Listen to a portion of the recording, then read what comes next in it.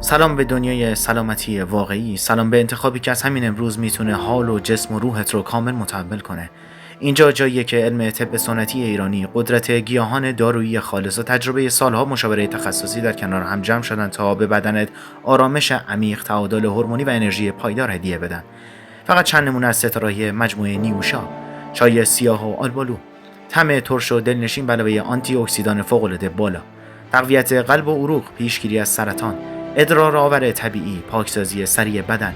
چای پرتقال نیوشا، ویتامین C طبیعی به علاوه عطر بهشتی، کمک به کاهش علائم PMS و دوران قاعدگی، تنظیم کلسترول، تقویت کلیه‌ها. ماساله اصیل نیوشا، گرمابخش واقعی روزهای سرد، افزایش تمرکز و انرژی پایدار، هضم راحت‌تر غذا، تقویت سیستم ایمنی، خداحافظی با خستگی و ده‌ها دمنوش تخصصی دیگر برای لاغری هوشمند، خواب عمیق و آسوده، پاکسازی کبد و کلیه، تقویت ایمنی، انرژی روزانه بدون افت و پودرهای جادویی بدون عذاب وجدان. قهوه فوری بدون شکر، انرژی آنی، 0 کالری اضافه. قهوه ویژه، تمرکز لیزری و عملکرد ذهنی بالا. شکلات تلخ فوری، ضد استرس طبیعی و کنترل کننده اشتها.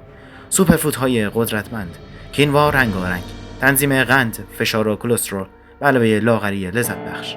دانه چیا و تخم کتان، سلامت قلب به علاوه پوست و موی درخشان. خاک شیر و بهدانه، پاکسازی عمیق، التیام معده و ریه. دمنوش کاسنی خالص، پادشاه پاکسازی کبد و تنظیم دمای بدن.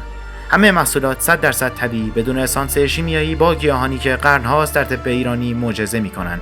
بابونه، استخوان‌دوز، آویشن، برگ زیتون، آلوورا، آلبالو و ده‌ها گیاه دیگر.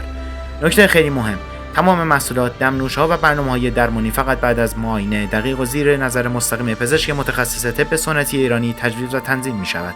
ما هیچ وقت خودسرانه چیزی پیشنهاد نمی‌کنیم. سلامتی شما آنقدر ارزشمنده که همه چیز با علم، دقت و نظارت کامل پزشکی پیش بره.